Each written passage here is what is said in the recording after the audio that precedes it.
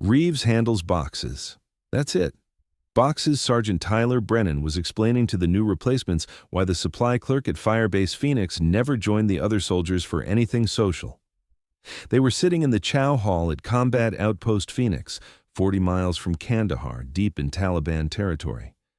She's weird, man. Quiet. Won't talk about her past. Probably couldn't hack it in a real MOS and got stuck pushing supplies. Private First Class Elena Reeves heard it from her corner table. She always heard it. 28 years old, working a supply depot in the Arghandab Valley, and everyone thought she was just a washout hiding in logistics. The other soldiers laughed, made jokes about Warehouse Reeves who moved ammunition crates and counted inventory sheets while they went on patrol.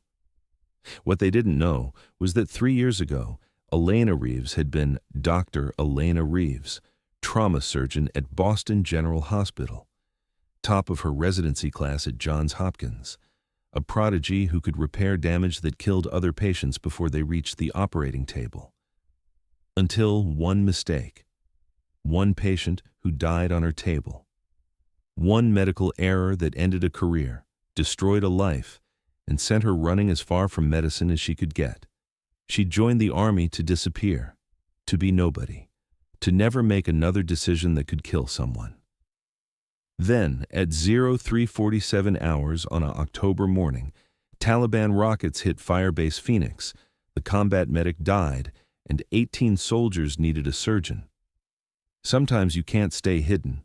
Firebase Phoenix was one of hundreds of small American outposts scattered across Afghanistan in 2011. Located in the Arghandab Valley southwest of Kandahar, it housed approximately 120 soldiers from various units conducting counterinsurgency operations against Taliban forces that controlled the surrounding territory. The firebase consisted of HESCO barriers filled with dirt, plywood buildings, guard towers, and a constant sense of danger from an enemy that attacked regularly with rockets, mortars, and occasional ground assaults. Soldiers lived in cramped quarters, worked 12-hour shifts, and counted days until they could rotate back to larger bases with better facilities. Private First Class Elena Reeves worked in the supply depot, a dust-covered warehouse where ammunition, food, equipment, and spare parts were stored and distributed. Her job was mundane by combat standards: maintain inventory logs, coordinate supply deliveries from Kandahar airfield, ensure equipment requests were processed correctly. She'd been at Firebase Phoenix for 14 months. Quiet, efficient, invisible. The other soldiers knew almost nothing about her background. She'd enlisted at 26, which was unusual. Most soldiers joined at 18 or 19. When asked why she enlisted so late, Elena would give vague answers about wanting to serve and change the subject. Sergeant First Class Marcus Dalton ran the supply depot and was Elena's direct supervisor. He was a career logistics specialist with 15 years in the Army and an ability to acquire supplies through unofficial channels that kept the firebase running when official requisitions took too long. "Reeves, we've got a convoy coming in at 1400, Dalton told her one morning while they were organizing ammunition crates. "Medical supplies for Dr. Garrett. Make sure they go straight to the aid station." "Roger, Sergeant," Elena replied without looking up from her inventory sheet. Dalton studied her for a moment. He'd worked with dozens of supply specialists over his career, and Elena was different. Too precise, too methodical. The way she handled medical supplies suggested familiarity that went beyond basic logistics training. "You ever think about cross-training into medical?" he asked. "We could always use more people with first aid skills." Elena's hand stopped moving for just a second, then resumed. "No, Sergeant. I'm good with supplies." Dalton didn't push. Everyone at Firebase Phoenix had their reasons for being there, and most people didn't ask too many questions about the past.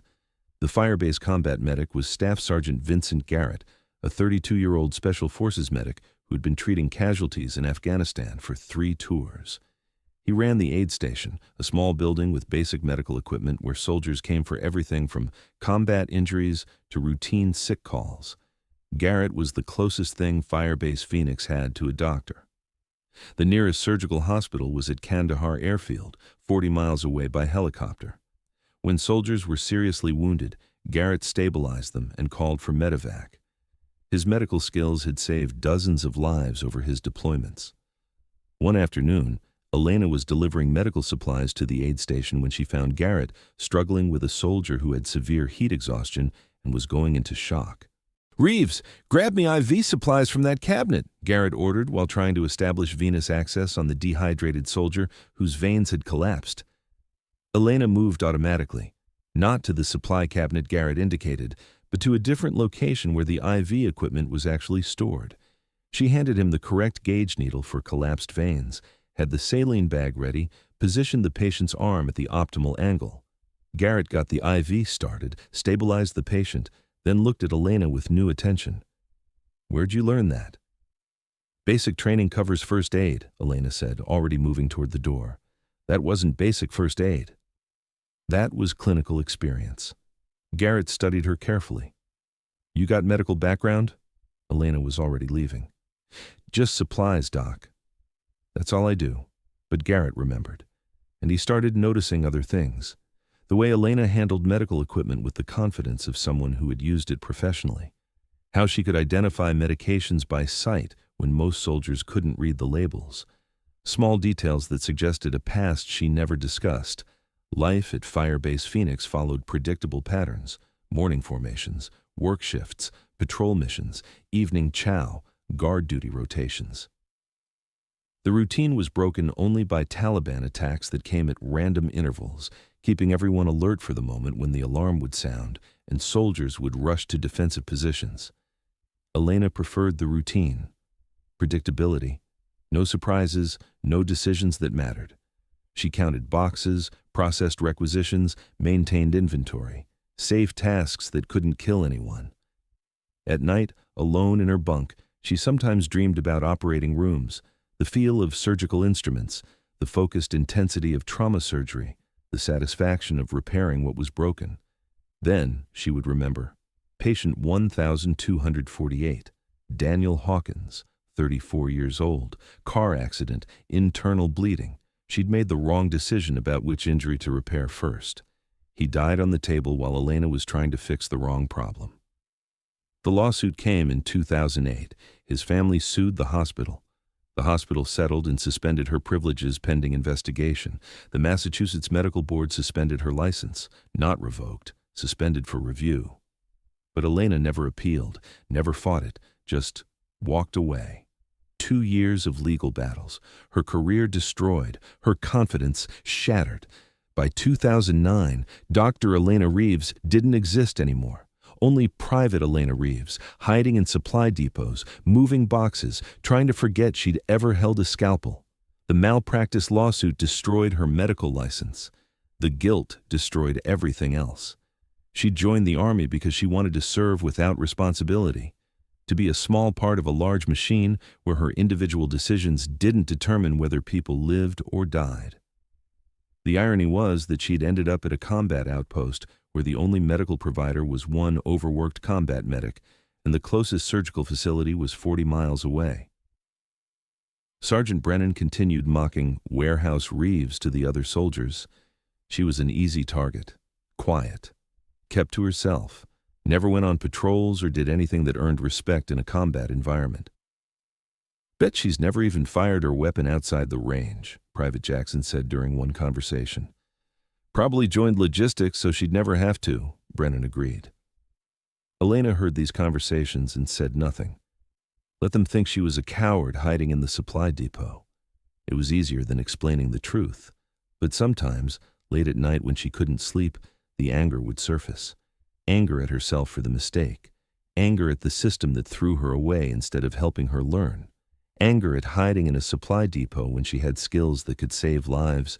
She'd punch her pillow, rage silently in the darkness, then wake up the next morning and count boxes again. The truth was that Elena Reeves had spent 3 years repairing human bodies damaged by violence.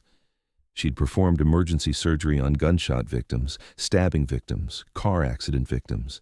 She'd held lives in her hands and made split-second decisions about who would survive, until the day her decision was wrong and a man died because of her mistake.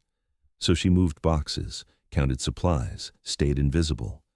Then the rockets came. Firebase Phoenix operated on a predictable schedule that the Taliban had been observing for months. Guard shift changes, patrol departures, chow times. The insurgents studied these patterns, looking for moments of vulnerability when an attack would cause maximum disruption. At 0347 hours on October 17, 2011, three 107mm rockets launched from positions in the surrounding hills impacted Firebase Phoenix within 15 seconds of each other. The first rocket hit near the motor pool, destroying 2 vehicles and damaging the fuel storage area. The second hit the barracks, collapsing part of the building and trapping soldiers under debris. The third rocket scored a direct hit on the Firebase aid station where Staff Sergeant Garrett was sleeping. The explosion vaporized the small building and killed Garrett instantly. Medical supplies scattered across the area, most destroyed by fire and debris. The Firebase's only medical facility was gone, along with its only trained medical provider. Elena was in her bunk when the first explosion shook the building. Combat reflexes developed over 14 months at Firebase Phoenix took over immediately. She grabbed her body armor, helmet, and weapon, then moved toward the defensive positions where soldiers were supposed to rally during attacks. The Firebase alarm was screaming. Soldiers were rushing to their positions. The Tactical Operations Center was coordinating response and trying to determine if the rocket attack was prelude to a ground assault. Elena reached the supply depot and found Dalton organizing soldiers to fight fires and search for casualties. "Reeves, we've got wounded everywhere," Dalton shouted over the chaos. "Doc Garrett is dead. The aid station is gone." Elena felt something cold settle in her stomach. 18 soldiers were wounded, some critically. The combat medic was dead. The medical facility was destroyed. The nearest surgical hospital was 40 miles away. Medevac helicopters would take time to launch, especially if the Taliban were still firing rockets. Weather conditions would affect flight operations. It could be hours before serious casualties reached advanced medical care. "Where are the casualties?" Elena asked, her voice steady despite the chaos around her. Dalton pointed toward an area near the destroyed barracks where soldiers were dragging wounded personnel away from the fires. "Over there. We need everyone with first aid training." Elena started walking toward the casualties. Dalton grabbed her arm. "Reeves, your supply. You don't have medical training?" "Yes," Elena said quietly. "I do." She pulled free and kept walking. Dalton stared after her, confused. The casualty collection point was organized chaos. Soldiers with basic first aid training were trying to help 18 wounded personnel with injuries ranging from minor shrapnel wounds to life-threatening trauma. No one had advanced medical knowledge. No one knew how to prioritize treatment or stabilize critical injuries. Captain Nathan Cross, the Firebase commander, was trying to organize the response while simultaneously coordinating defensive operations in case the Taliban followed the rocket attack with ground assault. "I need a senior medic," Cross was shouting. "Does anyone have advanced medical training?" Elena reached the casualties and made immediate assessments with eyes that had evaluated thousands of trauma patients. 3 soldiers with critical injuries requiring immediate surgical intervention, 5 with serious injuries needing aggressive treatment, 10 with minor wounds that could wait. She knelt beside the most critical casualty, a soldier with penetrating chest trauma and signs of tension, pneumothorax. His lung was collapsing. Without immediate treatment, he would die within minutes. "I need a needle decompression kit," Elena said to the nearest soldier. "What? Who are you?" "Get me the kit." "Now." The soldier, confused but responding to the authority in her voice, scrambled to find medical supplies from the scattered remains of the aid station. Captain Cross saw Elena working on the critical casualty and approached. "Reeves, what are you doing?" Elena had already located the correct intercostal space on the soldier's chest, where a needle would relieve the pressure building in his chest cavity. She'd performed this procedure dozens of times in Boston emergency rooms.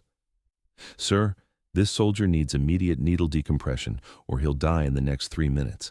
I can do it, but I need you to trust me."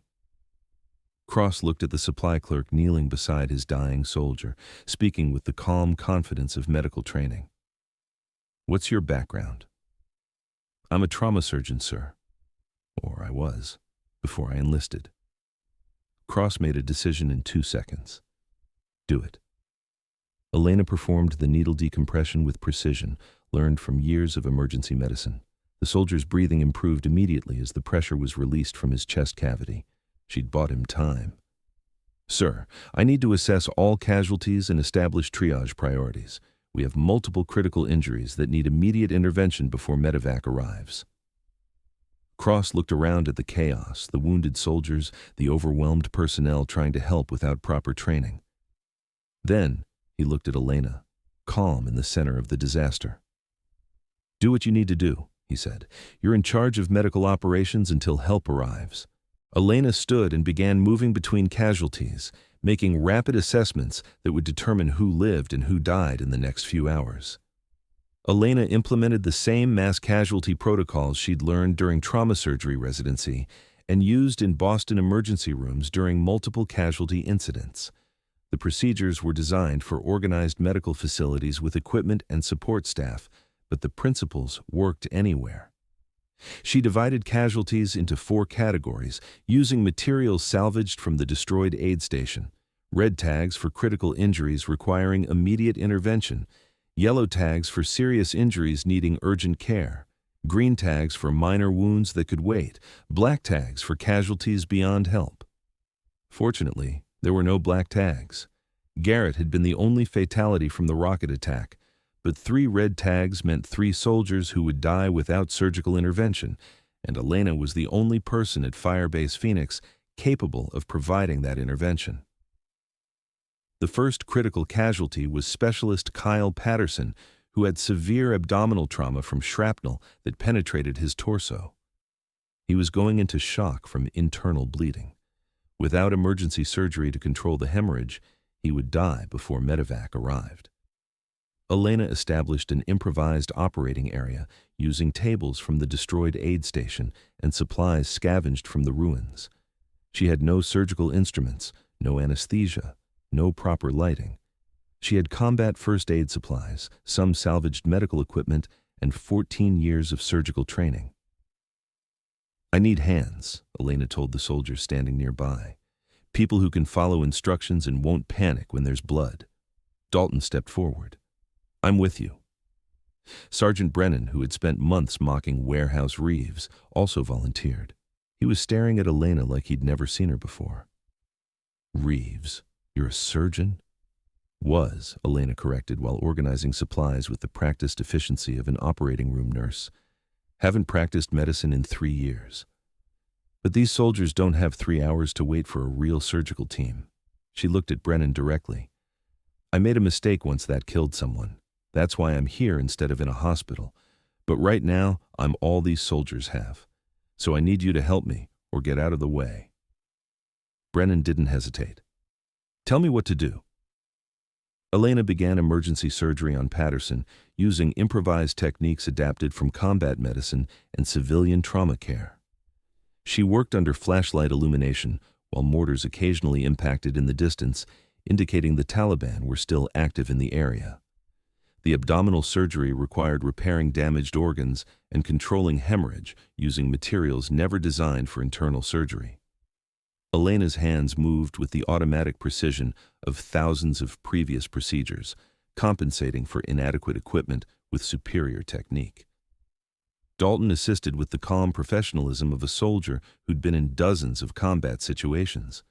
Brennan held flashlights and handed supplies, watching in amazement as the supply clerk he'd been mocking performed surgery that kept Patterson alive.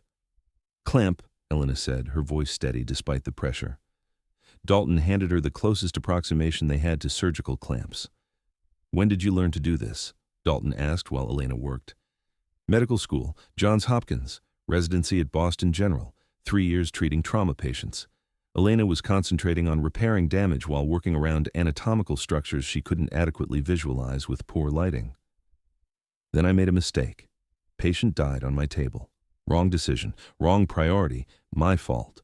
Her hands never stopped moving, but her voice carried an edge that hadn't been there before. Not just guilt, anger. The hospital threw me under the bus, suspended my privileges before the investigation even finished. The family sued. The board suspended my license, and she paused, finishing a critical repair. I didn't fight it. I just walked away. joined the army. Thought I could hide from it. Why didn't you join as a medic if you had medical training? Elena pulled the suture tight. Because I didn't want to practice medicine anymore. Didn't want the responsibility of making decisions that determine whether people live or die. She looked at Patterson's stabilized vitals. But apparently, I don't get to make that choice. Patterson was stable. His bleeding was controlled. He would survive until medevac arrived. Elena moved to the second critical casualty, Private Owen Lawson, who had severe extremity trauma with arterial damage causing life-threatening hemorrhage. The shrapnel had severed his femoral artery, and he was bleeding out despite pressure being applied by soldiers trying to help. This surgery was more straightforward than abdominal trauma, but required vascular repair technique that was beyond typical combat medicine. Elena needed to clamp the artery, repair the damage, and restore blood flow before Lawson lost the leg or his life. She worked in near darkness, using touch as much as sight to identify anatomical structures and perform repairs that would have been challenging in a fully equipped operating room. The surgical principles were the same, but everything else was improvised.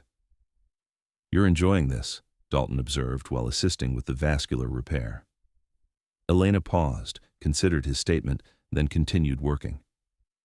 "I loved surgery, loved the challenge of repairing what was broken. But after the mistake, I couldn't trust myself anymore. Couldn't risk killing another patient because of my decisions." "What happened? With the patient who died?" Elena was silent while she completed the vascular anastomosis, restoring blood flow to Lawson's leg. Then, car accident, multiple injuries. I prioritized the wrong repair. He bled out internally while I was fixing a different injury. My decision, my responsibility. He died because I chose wrong. "But you've made dozens of decisions tonight," Dalton said, "and everyone's still alive." "Tonight isn't over yet." Lawson was stable. 2 critical surgeries completed, 1 more to go. The third red tag was Corporal Brian Mitchell, who had chest trauma with suspected cardiac injury. This was the most dangerous surgery Elena would attempt, working on a patient's heart with minimal equipment in a combat zone while under potential threat of Taliban attack. Captain Cross approached while Elena was preparing for the cardiac repair. "Reeves, medevac is 30 minutes out. Weather cleared. Can he wait?" Elena assessed Mitchell's condition: deteriorating blood pressure, signs of cardiac tamponade where blood was accumulating around the heart and preventing it from pumping effectively. 30 minutes was too long. "No, sir. He needs intervention now or he won't survive to reach the helicopter." Cross nodded. "Then do what you need to do." Elena performed a procedure she'd only done twice in her civilian career, relieving the pressure around Mitchell's heart using a technique that required absolute precision with minimal room for error. One wrong move would kill the patient instantly. She worked in the darkness of Firebase Phoenix with flashlights held by soldiers who had been mocking her hours earlier, performing surgery that would challenge most cardiac specialists in fully equipped medical facilities. Mitchell's vital signs improved. The pressure was relieved. He would live. Elena sat back, exhausted. 3 critical surgeries completed. All 3 patients stable. She'd just performed more advanced trauma surgery in 4 hours than most combat medics did in entire deployments.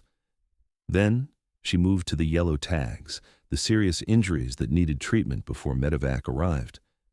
For the next 2 hours, Elena worked systematically through the remaining casualties. She treated severe burns, repaired complex lacerations, stabilized fractures, managed shock, and addressed complications that would have killed several soldiers without expert medical intervention. Dalton and Brennan assisted throughout, learning advanced medical techniques from someone they'd dismissed as a failed soldier hiding in logistics. The other soldiers at Firebase Phoenix watched in amazement as the quiet supply clerk they'd ignored demonstrated skills that exceeded most military physicians. The medevac helicopters arrived at 06:15 hours, landing inside Firebase Phoenix's perimeter to evacuate the most serious casualties. Elena had all patients stabilized, organized, and prepared for transport with detailed medical documentation of injuries and treatment provided. Lieutenant Colonel Rebecca Crane commanded the medevac operation and was a flight surgeon with 15 years of military medical experience. She stepped off the helicopter expecting to find typical combat casualties managed by basic first aid, then discovered patients who had received advanced surgical care under battlefield conditions. Crane examined Patterson's abdominal repair, Lawson's vascular surgery, and Mitchell's cardiac intervention. All three procedures had been performed with technical skill that exceeded most military surgeons working in established medical facilities. "Who performed these surgeries?" Crane asked Captain Cross while examining the patients. Cross pointed to Elena, who was providing final medical updates to the flight medics preparing patients for evacuation. "Private First Class Reeves, our supply clerk." Crane looked at Elena with professional respect, then back at the surgical work. The abdominal repair was textbook perfect, despite being performed with improvised equipment. The vascular anastomosis showed technique that required years of training. The cardiac tamponade relief had been executed with millimeter precision. "Private, what's your medical background?" "Trauma surgery resident, ma'am, Johns Hopkins Medical School, Boston General Residency Program, before I enlisted." "Why did you enlist as supply instead of medical?" Elena hesitated. Then, "I made a mistake in civilian practice, ma'am. Lost a patient during emergency surgery. My medical license was suspended. I joined the Army to get away from making those kinds of decisions." Crane studied her for a long moment. "Private, I've been a flight surgeon for 15 years. I've seen trauma surgery in every condition imaginable." She gestured at the stabilized patients. "What you accomplished tonight, 3 complex surgeries under fire with minimal equipment in the dark.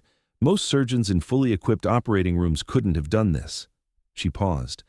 "Your patients are alive, all of them. That's not luck, that's skill."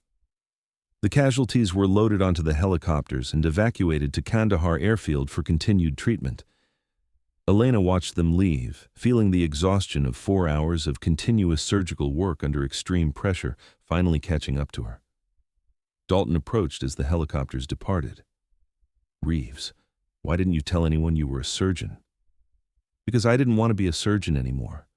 I wanted to move boxes and not be responsible for whether people lived or died." She looked at him.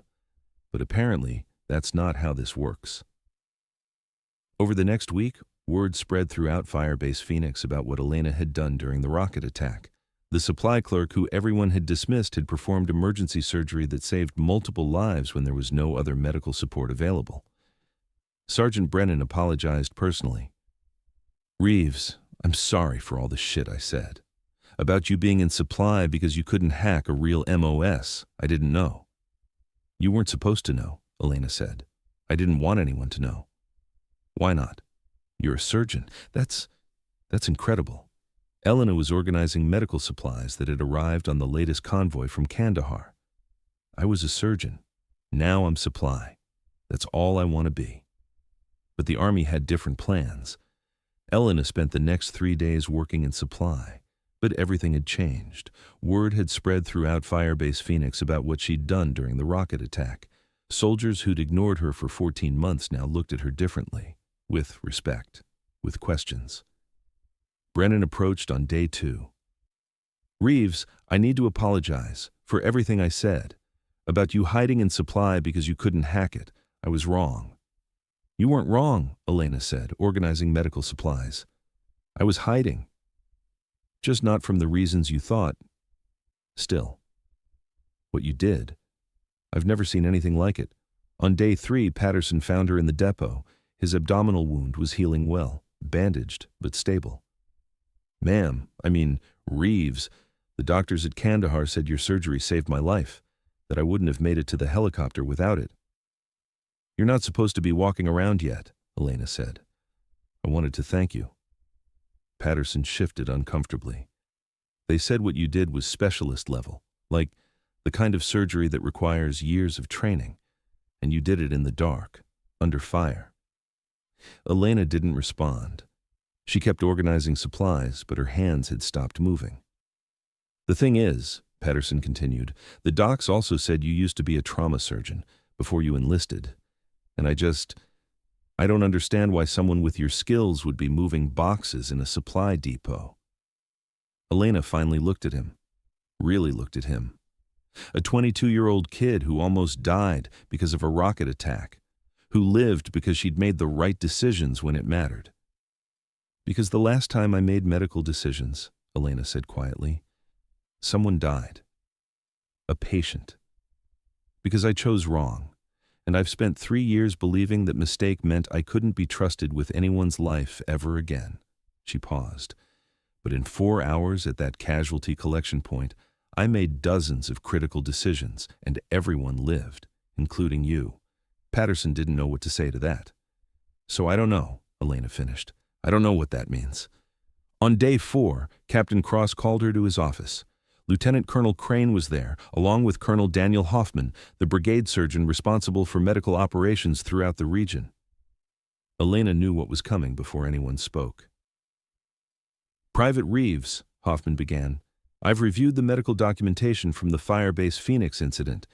You performed 3 life-saving surgeries under combat conditions that would challenge most experienced trauma surgeons in fully equipped facilities. Additionally, your triage and treatment of 15 other casualties prevented multiple fatalities. Elena stood at attention, saying nothing. I understand you completed trauma surgery residency at Boston General Hospital before enlisting, Hoffman continued. I also understand your medical license was suspended in 2008 following a malpractice incident. Yes, sir. Hoffman opened a file folder. I've been in contact with the Massachusetts Medical Board. They've reviewed the documentation from your surgeries here and are prepared to restore your license immediately.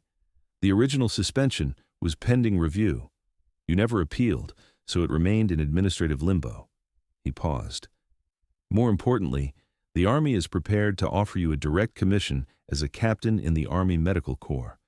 Your demonstrated competence under fire qualifies you for immediate acceptance into our physician program. Elena felt her chest tighten. This was the decision she'd been avoiding for 3 years. Return to medicine. Return to making life and death decisions. Return to the responsibility that had destroyed her when she'd made one mistake. Sir, with respect, I made a mistake that killed a patient. How can the Army trust me with that level of responsibility? Colonel Hoffman leaned forward. Private, I've practiced military medicine for 22 years. Do you know how many mistakes I've made? How many patients I've lost despite my best efforts? Dozens, maybe more. He looked at her directly. Every surgeon makes mistakes. Every surgeon loses patients. The question isn't whether you're perfect. Nobody is. The question is what you do after the mistake. Do you run from it and waste your skills moving boxes? Or do you learn from it, become better, and save the next patient? Elena was silent. Crane spoke up. Private, I was the receiving surgeon when your patients arrived at Kandahar. Patterson's abdominal repair was flawless. Lawson's vascular surgery prevented him from losing his leg. Mitchell's cardiac intervention, she shook her head. Most surgeons wouldn't have attempted that procedure in a field hospital, let alone in the dark with improvised equipment. All 3 are alive, Crane continued, and not just alive. They're expected to make full recoveries and return to duty. That's because of your skill and your decisions under extreme pressure. Cross added, Reeves, when those rockets hit, you had a choice. You could have stayed hidden in the supply depot. Nobody would have blamed you. Instead, you ran toward 18 casualties and took responsibility for keeping them alive. That's the kind of physician the Army needs. Elena thought about Patterson, Lawson, and Mitchell. Thought about the other 15 soldiers she'd treated. Thought about Daniel Hawkins, the patient who died because of her mistake 3 years ago. Then she thought about the 4 hours of surgery under fire, making decisions, trusting her training, trusting herself. Sir, Elena said quietly, I'd like to accept the commission. If the offer is still available, Hoffman smiled. Already approved. You ship to Kandahar next week for transition training. Congratulations, Dr. Reeves. I'm not a doctor yet, sir. Just someone trying to make up for a mistake. Doctor, Cross said firmly, you already made up for it. Now you're going to save a lot more lives.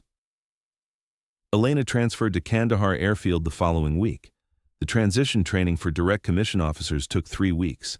Administrative processing, military protocols, officer responsibilities. Her medical license was formally restored by the Massachusetts Medical Board after they reviewed the detailed documentation from Firebase Phoenix. By early November 2011, Captain Elena Reeves was working as a trauma surgeon at Kandahar Airfield's Roll 3 medical facility. The first time she walked into a fully equipped operating room after 3 years away from medicine, she stood in the doorway for a full minute, just looking at the surgical instruments, the monitoring equipment, the sterile environment. Dalton, who had been reassigned to Kandahar Logistics, found her there. "You okay, ma'am?" Elena didn't correct the ma'am this time. She was an officer now. "Just remembering what this feels like. A real OR proper lighting, equipment that actually works. Think you'll miss the supply depot?" Elena smiled slightly. "No, but I'll miss not having to make decisions that matter." "You made the right decision that night," Dalton said. 18 soldiers went home because of you. That's what matters. Elena spent the rest of her deployment at Kandahar treating casualties from throughout Regional Command South. Her surgical skills, proven under fire at Firebase Phoenix, made her one of the most respected trauma surgeons in theater. When challenging cases came in, complex injuries, multiple casualties, difficult decisions, other surgeons requested her assistance. One night, 3 months into her time at Kandahar, a mass casualty event came in from a convoy ambush, 12 wounded soldiers, 2 critical. The senior surgeon was in another operating room, unavailable. Elena looked at the chaos in the trauma bay, blood shouting, scared medics trying to triage, and felt something settle in her chest. Calm. Focus. This was her environment now. "Listen up," she called out, her voice cutting through the noise. "Red tags to Bay 1 and 2, yellow tags to Bay 3. I need 2 surgical teams ready in 5 minutes. The medics responded immediately. One of them, a young specialist, looked at her with relief. "Ma'am, thank God you're here. We didn't know how to—" "You're doing fine," Elena said, already moving toward the critical patients. "Just keep breathing and follow protocols." She performed 2 emergency surgeries that night. Both patients survived. When she finally left the OR at 0400 hours, exhausted but satisfied, Dalton was waiting with coffee. "You looked comfortable in there," he observed. "I am," Elena admitted. "For the first time in 3 years, I feel like I'm doing what I'm supposed to be doing." "No more moving boxes?" "No more moving boxes." After her deployment ended in 2012, Elena was assigned to Landstuhl Regional Medical Center in Germany, the primary treatment facility for casualties evacuated from combat zones. She spent 3 years there, and the volume of trauma cases was staggering. Multiple casualties daily, complex injuries, decisions that meant life or death. But Elena didn't run anymore. She made the decisions, trusted her training, learned from every case. In 2015, she returned to the United States and joined the staff at Walter Reed National Military Medical Center. By then, she'd performed over 2,000 trauma surgeries. Her reputation had grown. The surgeon who'd started her comeback performing emergency operations in darkness at a remote firebase was now one of the Army's most skilled trauma specialists. She took the cases other surgeons hesitated to attempt, the complex repairs, the patients with multiple life-threatening injuries, the impossible decisions, and she saved them. Most of them, not all. No surgeon saves everyone, but more than most. One afternoon in 2019, a young Army captain was brought into Walter Reed with severe combat injuries from Syria, multiple organ damage, massive internal bleeding. The attending surgeon looked at the case and shook his head. "This is beyond our capabilities. We need to transfer him to—" "No," Elena said, reviewing the scans. "We operate now. He won't survive the transfer." 4 hours of surgery, complex repairs that required every technique Elena had learned over thousands of operations. The patient survived. Afterward, the attending surgeon asked her, "How did you know you could save him?" Elena thought about Firebase Phoenix, about 18 soldiers, about 4 hours of surgery in darkness. "Because I've done harder surgeries with less equipment," she said simply. Patterson, Lawson, and Mitchell, the 3 soldiers whose lives she'd saved at Firebase Phoenix, all completed their military service and returned to civilian life. They stayed in contact with Elena over the years, Christmas cards, occasional emails, updates about their families. In 2021, Patterson sent her a photo, his wedding, his wife, a note, "Wouldn't be here without you, ma'am. Thank you for giving me a chance to have this life." Elena kept the photo in her office at Walter Reed, a reminder of why the work mattered, why the decisions mattered, why facing her fears after that malpractice case had been the right choice. Dalton retired from the Army in 2018 and worked as a logistics contractor. Whenever people asked him about his time in Afghanistan, he told them about Firebase Phoenix, about the supply clerk who turned out to be a trauma surgeon, about watching her perform 3 life-saving operations in darkness while rockets impacted nearby. "Best surgeon I ever saw," he'd say, "and I've seen a lot of them." But she was different. She'd been broken and put herself back together, made her stronger. Brennan, who'd spent months mocking warehouse Reeves, became a combat medic after witnessing Elena's surgeries at Firebase Phoenix. He requested assignment to work under her at Kandahar, spent 2 deployments learning from her, then went on to become a physician assistant. He tells his students, "The best medical professional I ever worked with was someone everyone had written off, including herself. But when it mattered, when 18 lives were on the line, she showed up." That's what this job is about, showing up when it matters. Today, Colonel Eleanor Reeves serves as Chief of Trauma Surgery at Walter Reed National Military Medical Center. Over 14 years, she's performed over 4,000 trauma surgeries, including the 3 she performed in darkness at Firebase Phoenix that started her journey back to medicine. She teaches advanced trauma surgery to military physicians. Her lectures are known throughout the military medical community, and they always include the same opening story. "In 2008, I made a mistake," she tells her students. "A patient died on my table. Daniel Hawkins, car accident, internal bleeding. I prioritized the wrong injury, made the wrong call. He died because of my decision." She pauses, lets that sink in. The lawsuit came. My privileges were suspended. My license went under review. And I ran. Enlisted in the Army as a supply specialist. Spent 3 years moving boxes because I couldn't face the idea of making another life-or-death decision. The students listen, knowing where this is going but understanding the weight of it.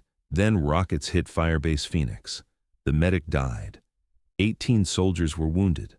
And I had a choice. Keep hiding or step up. Elena looks at her students. "I'm not going to tell you that stepping up was heroic or brave. It was terrifying. Every decision I made that night, I kept thinking about Daniel Hawkins, about getting it wrong, about killing someone else because I couldn't trust my own judgment. But I made the decisions anyway. I performed 3 emergency surgeries in the dark with improvised equipment. I treated 18 casualties with minimal resources. And everyone survived." She lets that statement hang for a moment. "Here's what I learned. Medical mistakes happen. Patients die despite our best efforts. And yes, sometimes patients die because we make the wrong call. That's the reality of this job. The question isn't whether you'll ever make a mistake. You will. The question is what you do after. Do you run from medicine and waste your skills? Or do you face it, learn from it, accept that you're human and fallible, and then show up for the next patient who needs you?" Elena's philosophy is taught throughout military medical training now. Responsibility isn't optional. It finds you whether you're ready or not. The only choice is whether you accept it or hide from it. Her students also learn the technical details of what she accomplished that night, the surgical techniques, the improvised equipment, the decision-making under pressure. But more importantly, they learn about resilience, about redemption, about the courage it takes to trust yourself again after you've failed. The soldiers who were at Firebase Phoenix that October night in 2011 learned something different. They learned that sometimes the most important person in any unit is someone everyone overlooks. The quiet supply clerk who moved boxes and never talked about her past, who heard the mockery and said nothing, who let people believe she was a coward hiding from real military service. Until 18, soldiers needed a surgeon in the middle of a rocket attack, and she was the only person who could save them. Firebase Phoenix itself is gone now. closed in 2014 as American forces withdrew from Afghanistan.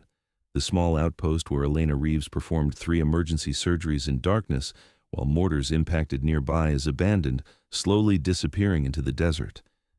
But what happened there? The moment when a broken surgeon stopped running from her past and started trusting herself again. That story lives on. In military medical schools, in trauma surgery training programs, in the lectures that Colonel Reeves gives to young physicians who will face their own impossible decisions. Her message is always the same. You will make mistakes, you will lose patience, you will doubt yourself, but the measure of a physician isn't perfection, it's showing up, making the call, trusting your training, and when you fail, because you will, learning from it and being there for the next person who needs you. The 3 soldiers whose lives she saved that night understand this better than anyone. Patterson sends her a photo every year on the anniversary of the attack, his growing family, his kids, his life that wouldn't exist if Elena had stayed hidden in the supply depot. Lawson named his daughter Elena, sent a birth announcement with a note. You gave me the chance to meet her. Thank you. Mitchell visited Walter Reed in 2023 for a routine checkup. Found Elena in her office between surgeries. Thanked her again 12 years later. Ma'am, I just wanted to say, I know you think what you did was just doing your job, but it wasn't. You made a choice that night to stop hiding, to trust yourself again. That choice saved my life. Elena looked at him. And that choice has saved a lot of lives since then. So thank you for giving me a reason to make it. If this story moved you, please hit that subscribe button and share it with others. Tell us in the comments where you're watching from, because we read and respond to every single one. Help us ensure these tales of courage and redemption reach the people who need to hear them. Thank you for watching. We'll see you in the next story where another hero waits to be recognized.